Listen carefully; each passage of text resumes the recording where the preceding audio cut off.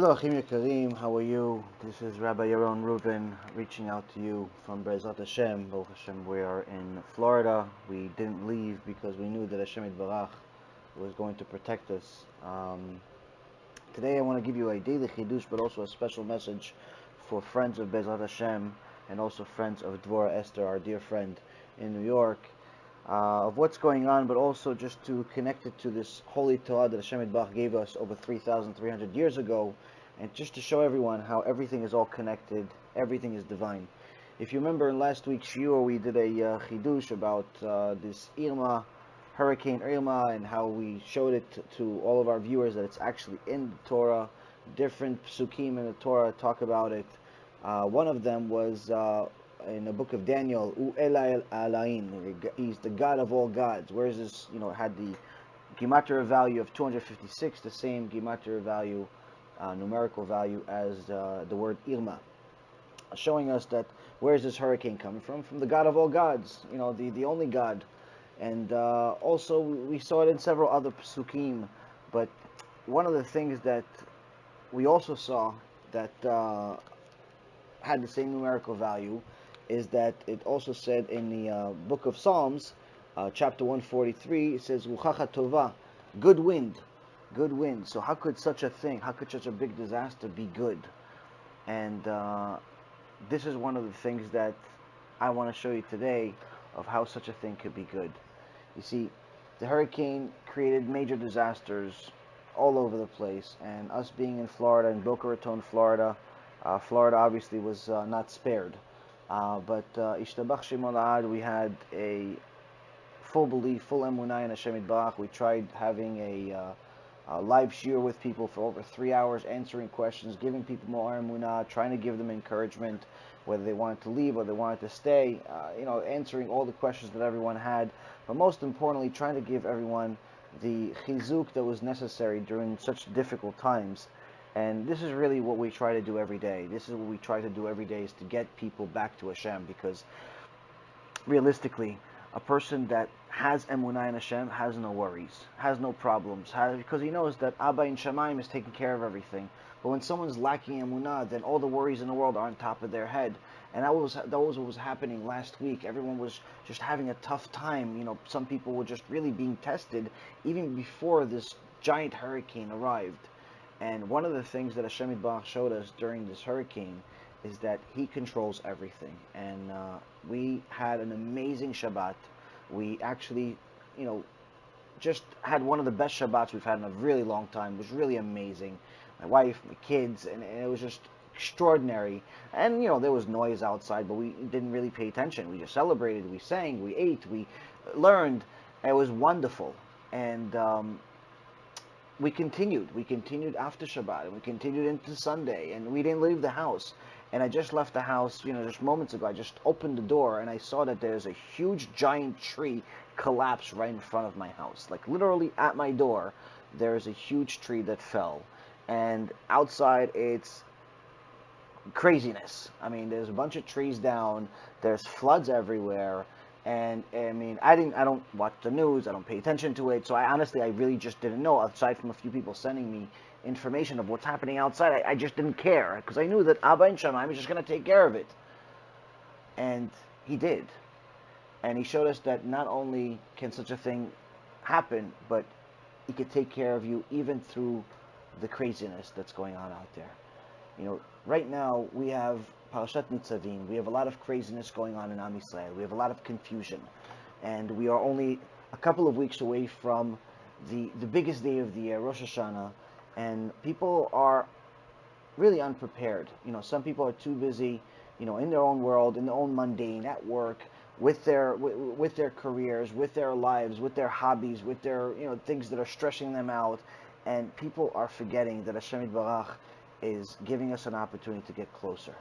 And Parashat Nitzavim is truly a special parasha, like every parasha, but this parasha, of course, every time you read these parashot, when you read them, they're extra special. And this parasha really symbolizes what's actually happening right now for BeEzrat HaShem. Because, you see, in the beginning of the parasha, it says, Atem nitzavim hayom kulchem lifnei Adonai Elohechem, rashechem, shiftechem, ziknechem.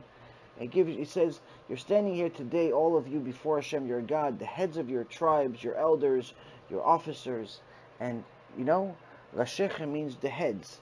And even though it's referring to the heads of the tribes, meaning the leaders of the people, if you notice, just the last night we released a report of how some of the heads of Am Yisrael actually agreed with what we've been teaching for over a year now in regards to this idolatry that is somehow snuck into Am Yisrael and connected itself to the wigs. And unfortunately, one of the main things that people don't understand is that when it comes to idolatry, there is no heter.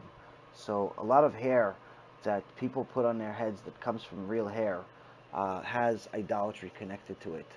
And this is one of the battles we've been fighting for a year, probably 2 years already. And it's truly amazing to have see the siyata d'shmaya and see that Hashem is taking control here and is really getting some of these major rabbis to wake up and see what we've been saying all along, and hopefully wake up many of these precious souls of Benot Yisrael that don't know that what they think is a mitzvah of putting a wig on their hair is really an avirah, because it's this real hair is the 98% chance, if not 100% chance, of it being sourced from the Indian temples, which is 100% idolatry.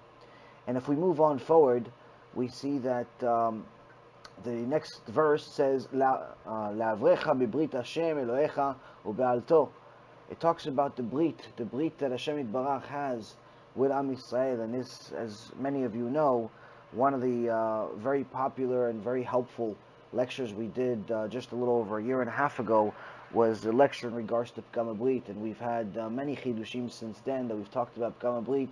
Unfortunately, one of the most severe sins in all of Judaism that's very rarely spoken about in the English language.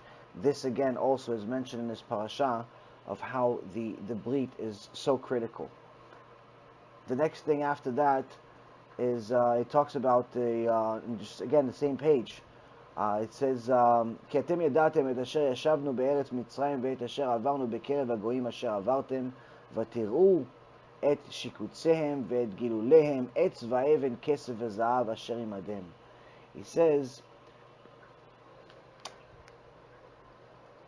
For you know how we dwelled in the land of Egypt, and how we passed through the midst of the nations through whom you passed.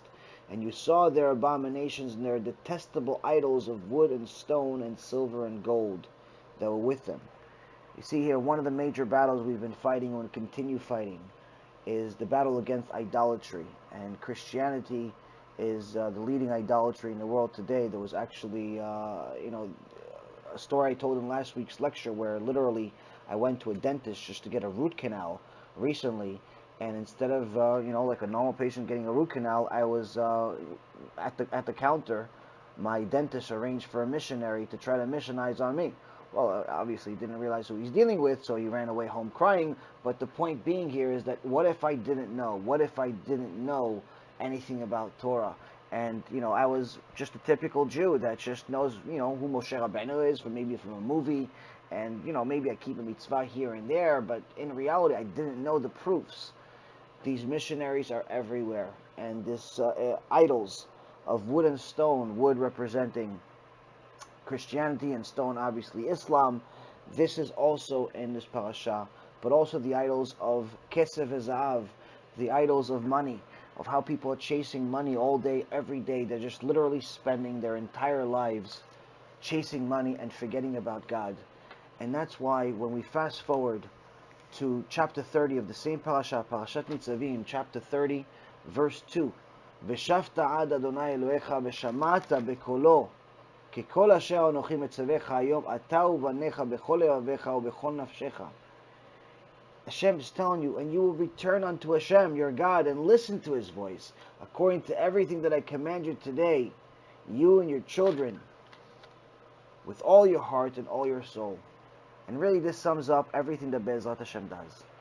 You see, all of these battles that we fight, whether it's the wasting seed, or the idolatry of the wigs, or the idolatry of Christianity, or many of the other things that are out there, there's just battles that are out there. All of it, we do it for Am Yisrael. All of it, we do it to sanctify Hashem's name, and all of it we do for free.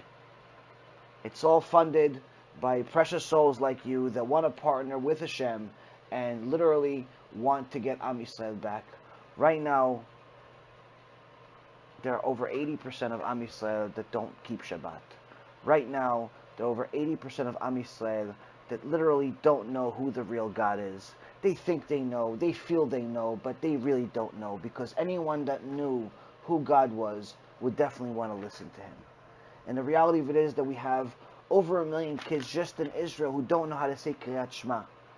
We have so many Jews, both frum and secular, that just don't know who Abba in Shamayim is, don't know who our Father in heaven is. They don't really know anything. And that's why hurricanes like this get them all shaken up, because they're confused. They think Mother Nature is going to take care of it, whoever that is. They think that they call these hurricanes by names, maybe as if it has a personality. They depend on newscasters, on presidents, on politicians, on stock markets, on everything and anything except God. And BeEzrat HaShem was founded based on a principle that everything has to be with His help. That's why it's called BeEzrat HaShem. Right now, we need as much help as possible from Am Yisrael, so we continue our work, so we continue growing. The movies that we come out with, the application, Baruch Hashem, that's about to come out, and then, it's a 9 months worth of work that we've done. It's about to be released, BeEzrat HaShem, in these coming weeks. A brand new website with features no other website in the world has. It's coming out soon, BeEzrat HaShem, hopefully also within the next week or so. There's at least a handful of movies that are in the pipelines that are coming out very soon. I think one probably later this week. Countless lectures, CDs. We give out over 50,000 free CDs just in the last couple of months. Kiruv packages all over the world. We've literally given out CDs, Kiruv packages, and now also the recent posters for the family, the Ruven family that had Shem Erachem, the kids that got into a car accident. I mean, we had to do something about it. How do we get these kids saved? So we figured, good idea is to get Am Yisrael to pray for health every day. But, if you ask people just pray for health, maybe they're going to do it, maybe not. So what do? We came out with a brand new poster for Asher Yatzar, and we sent out over 5,000 of them all over the country, and actually all over the world, to Brazil, to Europe, to different places all over the world, to get people to give these out in their communities and get Am Yisrael to pray to Hashem in their merit. And these things are helping.